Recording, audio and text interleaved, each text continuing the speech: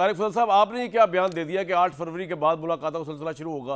लग रहा है अदालत भी आप है, एहतसाब भी आप है, सब कुछ आप है, नंबर 1। नंबर 2, आप कह रहे हैं कि जी बर्फ पिघल रही है, प्राइम मिनिस्टर जाके जो है अचकजई साहब से मुलाकात करेंगे। और भाई कौन सी बर्फ पिघल रही है? बर्फ पिघलने का मतलब क्या है? इमरान खान की जेल की सलाखें पिघल रही हैं, वो तो आप कर ही नहीं सकते इमरान खान के साथ। तो आप ये किस तरह के बयान क्यों देते हैं तारिक भाई, बिला वजह की हाइप क्रिएट करने के लिए? जी बिस्मिल्लाहिर्रहमानिर्रहीम।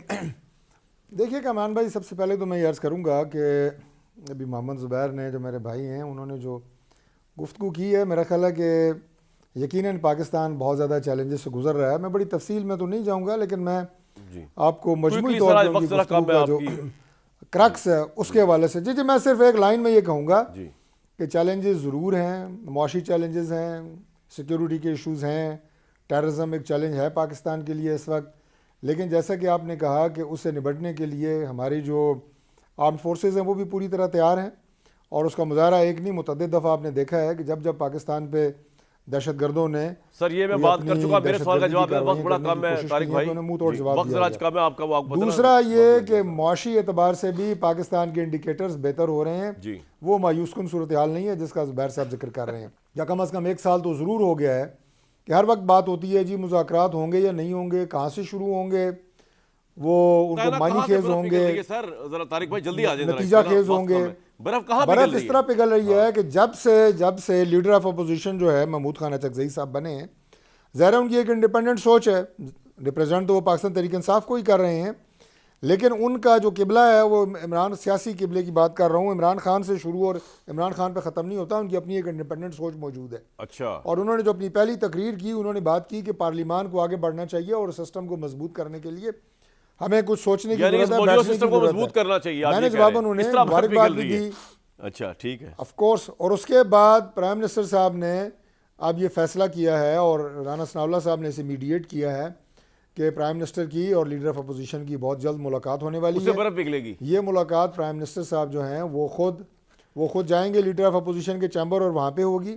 और आगे किस तरह ये जो आपको असेंबली का माहौल नज़र आता है, और यानी आप ये कह रहे हैं तारिक भाई कि बर्फ पिघलने का मतलब ये है कि तहरीक इंसाफ की ऐसी तैसी वो वीक हो चुके हुए हैं, वो आप मान लेंगे, पार्लियामेंट में भी आएंगे, वो मान लेंगे इमरान खान की रिहाई का मुतालबा भी नहीं करेंगे, वो मान लेंगे कि हम पार्लियामेंट्री कमेटियों को बाइकआउट भी नहीं करेंगे, वो सब कुछ मान लेंगे और कहेंगे ठीक है आराम से इमरान खान को रखो अंदर। अभी ये आपके नजदीक बर्फ पिघलना है, पीटीआई का वीकेस्ट होना है, ये मतलब? मैं बिल्कुल ये नहीं कह रहा। अच्छा, आप नहीं कह रहे। मैं ये कह रहा हूँ कि जब बैठेंगे तो जो उनके मुतालबात हैं, जिन जगह के ऊपर वो समझते हैं कि हमारे दरमियान कोई इख्तलाफात हैं, छोड़े उनके मुतालबात, उनका एक ही मुतालबा है, वो आप पूरा नहीं करना चाहिए भी नहीं। और हम इंशाल्लाह चाहूंगा मैं तारिक भाई, आप लोगों ने बहुत टाइम लिया है, जो ताले मिल रहे थे ना ज़ुबैर साहब से कि एमओयूज़ दिखा रहे थे, भाई सभी दिखा रहे थे, हम भी दिखा रहे थे। न्याई साहब कौन सी बर्फ पिघला सकते हैं? शहबाज शरीफ साहब, अचकजई साहब के साथ चाहिए आपको तहरीक इंसाफ के पर्सपेक्टिव से। तारिक भाई क्या कह रहे हैं? मैं जरा न्याई साहब से सवाल पूछने लगा। जी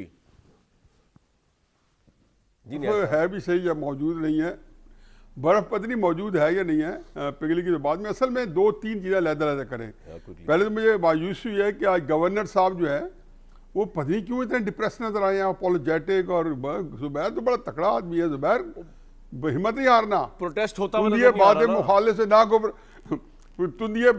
मुखालिफ से ना घबराए हो आप। ये तो आप बिल्कुल कमाल है, इसमें तो घबराने की बात। देखिए इमरान खान की मकबूलियत है, उसको तो अगर हमने चैलेंज किया तो मेरा ख्याल ज्यादती होगी, लेकिन प्रोटेस्ट का तल्लक मकबूलियत से नहीं है, इसका तल्लक अक्ल से है। ये हिकमत अमली जो है इमरान खान साहब की, ये स्ट्रेंथ ही नहीं है।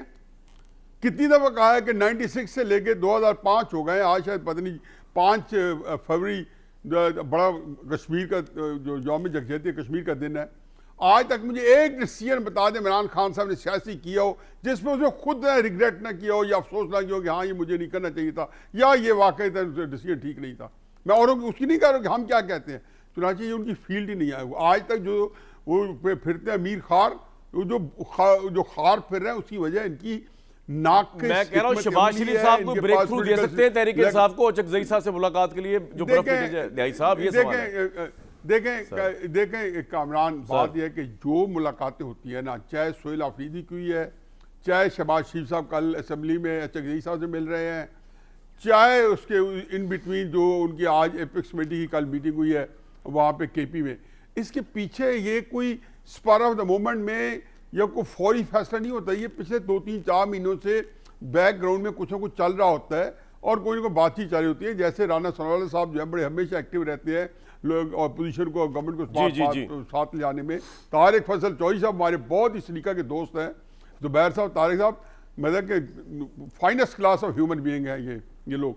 तो ये जो लोग हैं ये हमेशा चाहते हैं कि लोग मामला जो है ये टेंशन खत्म हो। सर ये तो होम्योपैथिक बात होगी ना कि ये चाहते हैं, बात ये चाहते हैं कि इलेक्शन दोबारा हो जाए। ये तो नहीं चाहते तारिक साहब जितने भी नाइस हो, ये चाहते हैं कि पार्लियामेंट दोबारा इलेक्ट हो, ये चाहते हैं कि इमरान खान बिल्कुल भी नहीं, और होना भी नहीं चाहिए। कामरान, इंपॉर्टेंट बात यह है कि जो 2 शराइत रखी है उसमें अहम चीज ये है कि शराइत तो एक ही है कि आप इलेक्शन कमिशन को जो है वो दोबारा सर इलेक्शन कमीशन को आप दफा करें। इलेक्शन कमीशन में क्या रोल है हमारे इलेक्शंस में? जी सर। ओहो एक तो खुदा गवाह, जब से तुम्हें अपने आप से इश्क हुआ है ना, हम सारे फारिग हैं। नहीं सर, नहीं मैं आपकी बात सुन रहा हूँ। कामरान शायद शीश महल में बैठा होता है, उसको हम सारे फारिग हैं। हम तो ऐसे ही आपको तालियां बजाने के लिए बैठे हैं, बजा देते हैं। नहीं सर, आपके हुसन की तारीफ करते हैं। नहीं सर, ये क्या आपका फिल्म में हीरो? अच्छा, मुझे 2 बातें कर, जो असल में इलेक्शन या इसका इम्कान है, क्योंकि इमरान खान साहब की रिहाई का मुतालबा ना रखना, इसका प्री रेक्विजिट ना होना, ये बड़ा इंपॉर्टेंट ब्रेक थ्रू है। ठीक है, ब्रेक थ्रू ये नहीं है कि फैसल अफरीदी उनको शहबाज साहब से मिल गए। और जब ये होगा तो इसका मतलब है कि एक ऐसी पार्टी को इनकॉर्पोरेट किया जा सकता है, इलेक्शन भी उसको दिया जा सकता है, उसको इलेक्शन जितवाया भी जा सकता है अगर इमरान खान साहब उस पार्टी से बाहर रहे। और इसमें मेरा अपना ख्याल है, आखिरी बात यह है कि इमरान खान साहब का कहीं ना कहीं कॉन्सेंट होगी जो उनसे जेल से ली गई। सर आपका पॉइंट आ गया, मतलब इस वजह से सारे जो है बड़े ओबीडियंटली आगे चल रहे हैं। बिल्कुल ठीक है। जुबैर साहब, आपको लगता है कि इमरान खान किसी इस तरह की चीज पे कॉन्सेंट या ऑन बोर्ड हो गए जिसमें इलेक्शन बगैर इमरान खान के हो जाए, जिसके अंदर इलेक्शन कमीशन जो है उसमें तहरीक इंसाफ भी कॉन्सेंट दे दे रहे, इमरान खान बदस्तूर जेल में रहे? मुझे तो ये होता नजर नहीं आ रहा। ये देखिए ना, होता क्या, देखें तारिक फजल चौधरी ने बिल्कुल सही कहा। एक तो उसने कहा, हफीजुल्लाह नियाजी साहब ने कहा कि मैं थोड़ा सा वो घबराया हुआ हूँ, ये जो भी है। एक तो तारिक फजल चौधरी की प्रेजेंस में घबराना नहीं है। दूसरी बात ये है कि जी नहीं वैसे देखे ना, एक किसी का एहतराम भी होता है। दूसरी बात ये है कि देखें, ये जब तारिक फजल चौधरी आई एम श्योर उस मीटिंग में होंगे जब ये जाएंगे वजीर आजम को लेके उनके चैम्बर पे महमूद अचकज़ई की जो पहली तकरीर थी वो बहुत रिकन्सिलिएटरी तकरीर थी और वो तयशुदा तरीके से सोच समझ के थी कि भाई एक इब्तदा कर रहे हैं, आप लीडर ऑफ द ऑपोजिशन बने हैं, तो मार धाड़ जलाओ घेराव की बातें ना करें।